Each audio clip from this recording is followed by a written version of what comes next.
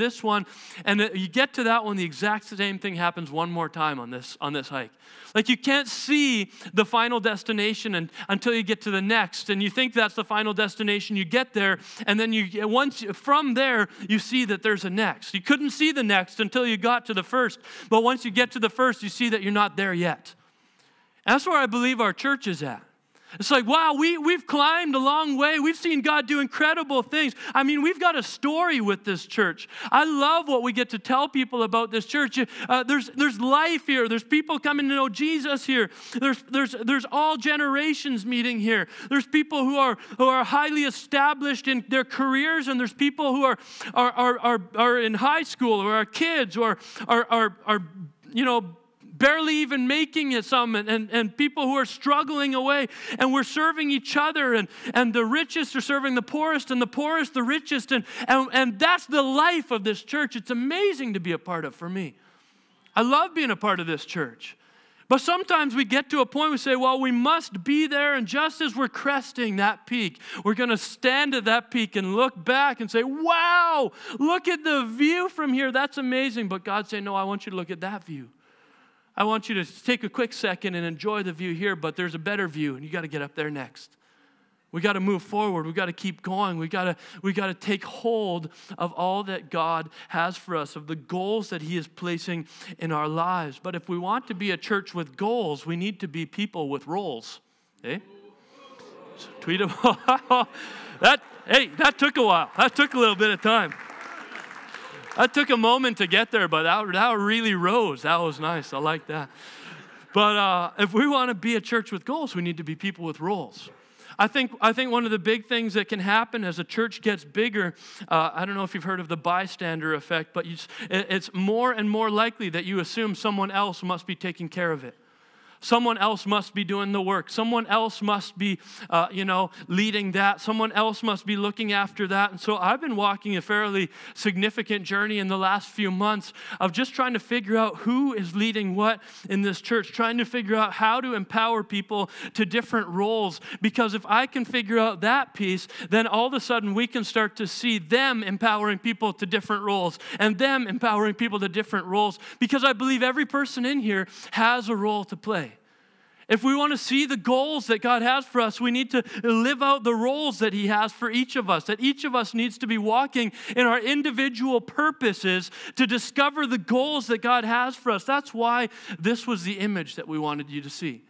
That's why this was the picture that we imagined you seeing. You see Josh shows up to that log, and Josh is, he's a strong guy. He's ready to take on the world, and he was able to shift that log and move it a little bit and roll it down the side, but that's as far as he could get it.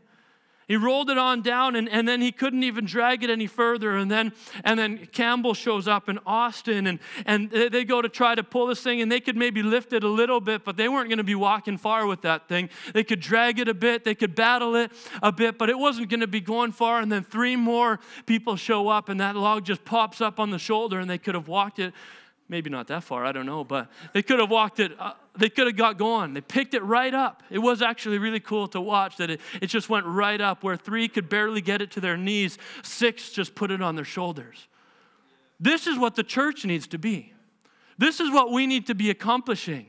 This is what we need to be seeing, that it's not 1 or 2 or 12 or 20 or 100 people serving and volunteering for everyone else, but that we would see, if we're a 550 person attendance on a Sunday, we'd have 550 people serving on team somewhere. All of us taking a piece here in the church so that all of us can take a piece there in the community, and we can all carry out something. All of a sudden our influence within here, our life within here, and our influence within the community goes way up, because we don't need to wear everyone out here and the community never gets touched, but we all lift the burden of carrying this church, of welcoming people, of saying hi, of posting on social media, of carrying out some office duties, of just doing some of the stuff that goes on here. When we all lift the burden together, then it's light for all of us, and we all have something to offer for Jesus in the community. Amen?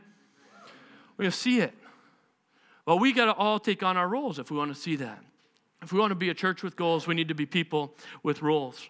There's this moment in Scripture that that was exciting for me last couple weeks to kind of be looking at and discovering a little bit. And it's right after Moses. Moses was the leader. For those of you who don't know, Moses was the leader of God's people, of Israel. And he led them. They were enslaved, and Moses came, and miraculously, God did some incredible work through Moses. He led the people out of Egypt, out of slavery, where they'd been for 400 years. He split out the Red Sea. He did all these plagues. There were all these miracles, and then they get out into the wilderness. And Moses was an unlikely hero in the situation, but now all of Israel has seen the greatest salvation in history, the greatest moments in history, the greatest, most incredible, miraculous things in history, where Egypt, this powerhouse, their armies have been wiped out, while Israel, the slaves, are thriving in a wilderness. This incredible story, and it's right at that point that Moses' father-in-law comes and visits Moses. His father-in-law is named Jethro, and his father-in-law and his wife and his kids, they all come out and see him because they know they've gotten out of Egypt. The impossible has been done. Something incredible has happened, and so they go to talk to Moses and want to discover a little bit about it. His name's Jethro, and he's referred to as a priest of Midian. A priest of Midian. And the priest of Midian that the Midianites were not really, didn't really believe in the same God, or at least not exclusively, that the Israelites did. Jethro was a priest likely about many gods. He probably pointed people to many gods, to a whole bunch of different directions, and he helped people worship many of the gods around. And Moses worshiped one God because God said, I am the only God. And he defeated Pharaoh, who would have been seen as a god as well. And so Moses comes on out. God has now been established as the one and only God. The Lord of Israel is now the one and only God in this time. And Jethro, who's a priest for many gods, shows up and says, Moses, what in the world is going on here? Exodus 18, 8-11, it says, Moses told his father-in-law about everything the Lord had done to Pharaoh and the Egyptians for Israel's sake, and about all the hardships they had met along the way and how the Lord had saved them. Jethro was delighted to hear about all the good things the Lord had done for Israel in rescuing them from the hand of the Egyptians. He said, praise be to the Lord who rescued you from the hand of the Egyptians and of Pharaoh, and who rescued the people from the hand of the Egyptians. Then he says this, now I know. I love that.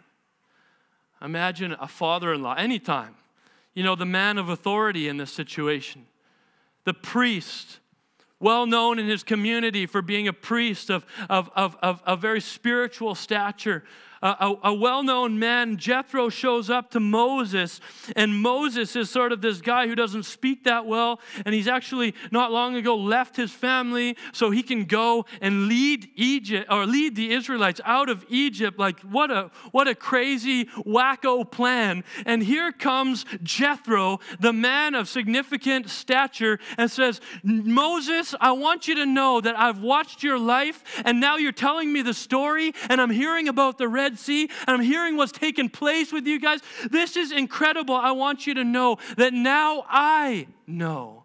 Because of your life, now I know that the Lord is greater than all other gods.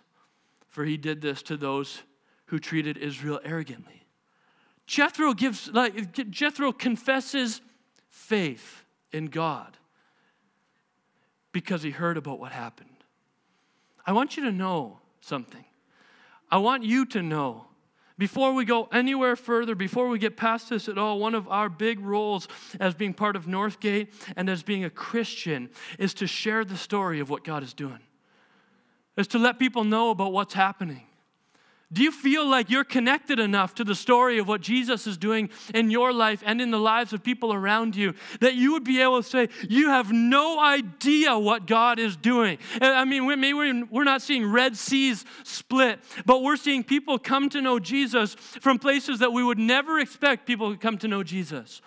We're seeing people come out of addiction in ways that we never could expect, or the world could never expect could come out of addiction. Do you feel like you're connected to those stories? Because being part of this church, I want you to feel like you know what's going on. Do you talk to some of the people in the lobby and hear their story? Do you hear about what's going on in the church? Do you recognize that even last week we had a guest come here who's broken and lost because she came on the anniversary of her husband's death seeking Jesus. And I believe God is changing lives like this. What's the story that we tell about Northgate? What's the story that we tell about what God is doing in the Comox Valley? What's the story we tell about Jesus changing lives? What's the story you tell about your life? About what's gone on for you, what's going on for you?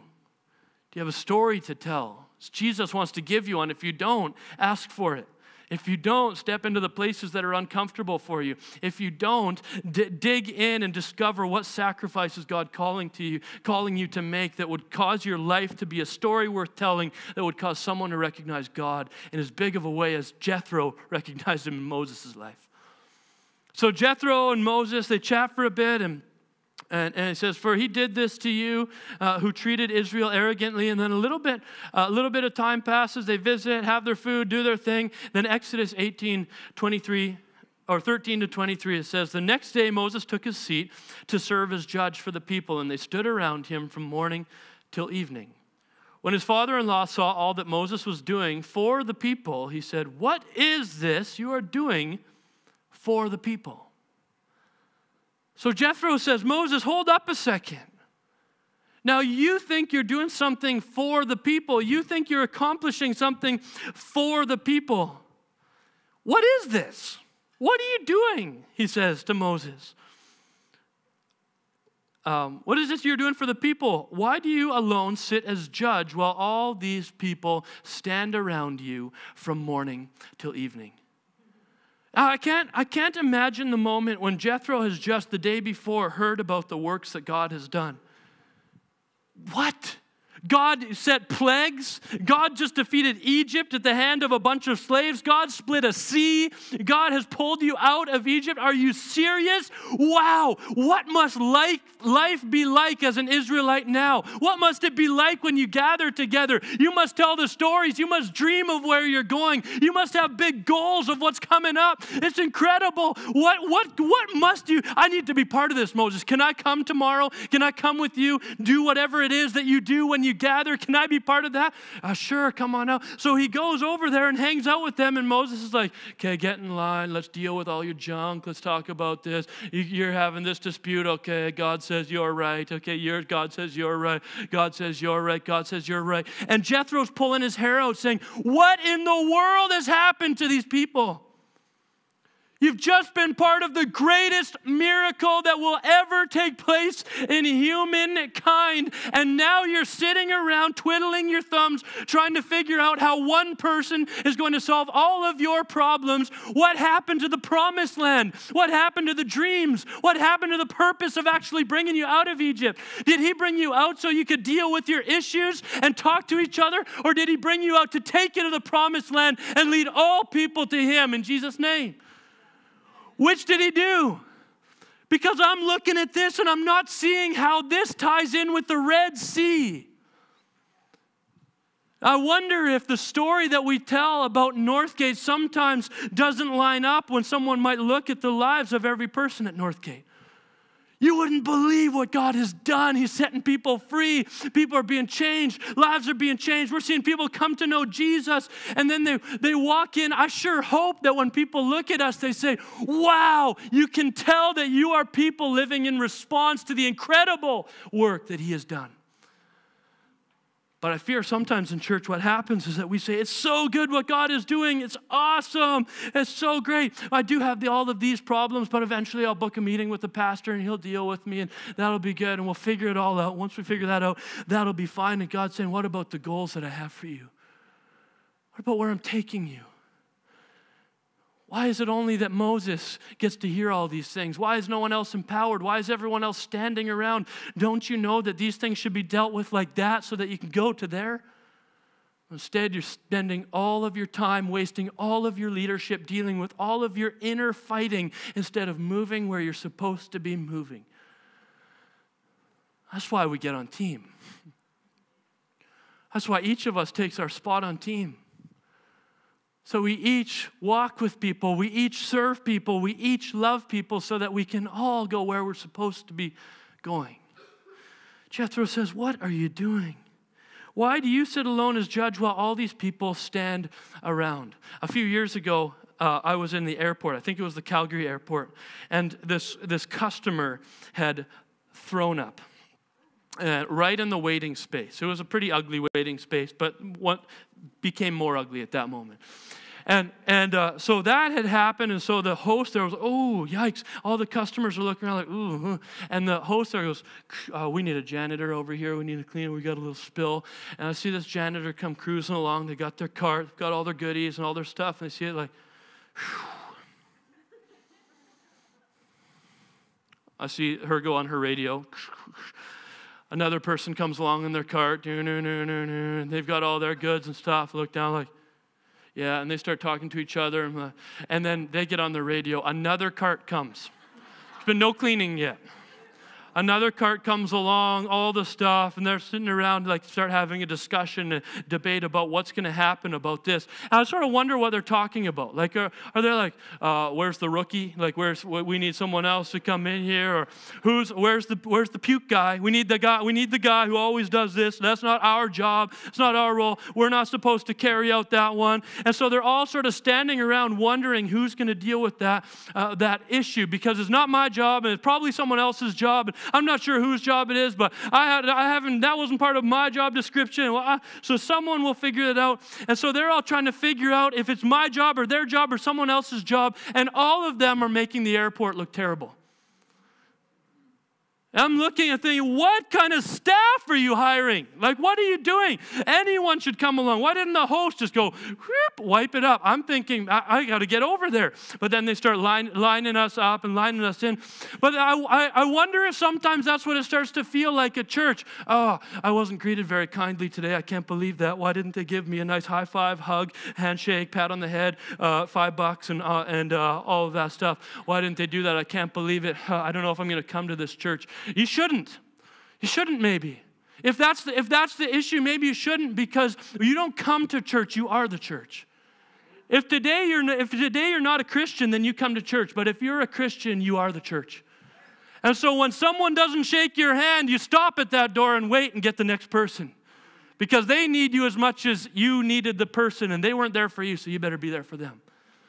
You are the church.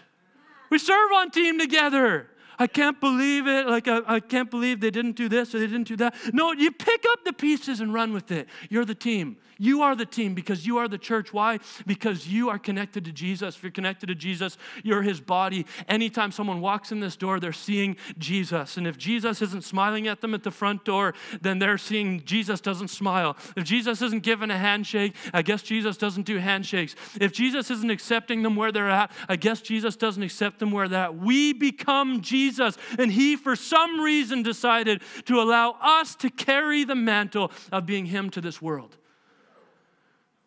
That's a big mantle. Good thing we got 500-600 people to carry him. Moses' father-in-law replied, "What you are doing is not good. You and these people who come to you will only wear yourself out. The work is too heavy for you. You cannot handle it alone. Listen now to me. I will give you some advice, and may God be with you. You must be the people's representative before God and bring their disputes to him. Teach them his decrees and instructions. Show them the way they are to live. Empower people. Teach them, grow them, lead them, and let them lead, and how they are to behave. But select some people some men from all the people, men who fear God, trustworthy men who hate dishonest gain, and appoint them as officials over thousands, hundreds, fifties, and tens." It says, get the people serving, get them leading, get them empowered, get them taking chunks of this thing. Moses, God leads this thing, not you. So let God lead people beyond just you. You can be the main leader, but you become the coach to all of them who now run with this thing. That's what we're trying to do at Northgate. I want you to be part of the team. I want you to serve with us. If you believe in Jesus and call this your home church, then you got to be serving on team somewhere. I would love to see your face on a Sunday morning, smiling, making coffee, sharing information, telling people about what's going on, pouring communion cups, helping people park, holding up a sign, whatever it is, helping in kids ministry, running a camera, playing on with the video stuff. Maybe it's doing some social media, it's taking pictures. There's a spot for you to serve, and I want you to find it, because this is the church. We are the church. I want to see the church thrive this year. My goal for 2018 is to see the church thrive and the city changed because we're here. We've got a video to show you a little bit about every team, and while it goes, you can go ahead and go on to www.ngate.ca/join team and sign yourself up right now. If you need more information, you can read this. If you need more information, all of our representatives can now head to the lobby, and they'll be there to talk to you right as you leave. So check out this video.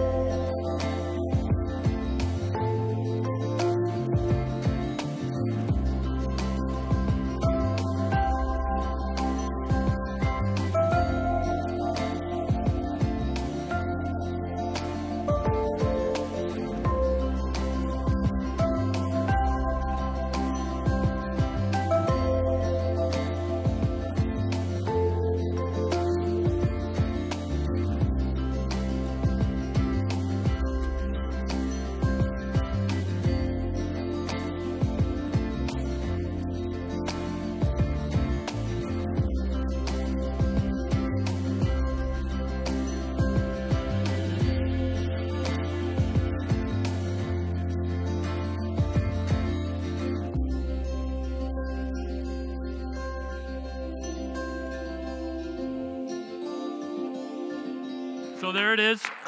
There it is. You just have to answer one question.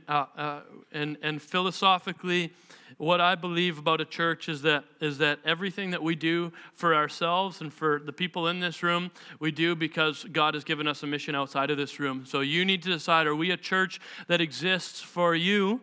Are you the mission of this church? Or is the mission of this church elsewhere and that you want to be a part of it? You need to be a part of it. And so we want you to be part of this team. We want you to serve with us. There's a whole bunch of ways. If you're not sure how it all works, just get your name down somewhere. We'll contact you. We'll follow up with you. Share a little bit more with you. So go ahead. That's the response today. We'd love for you to do that. We'd love for you to be on team. We're so thankful that you're here this week. Have a great rest of your week, and we'll see you next week. Bye-bye.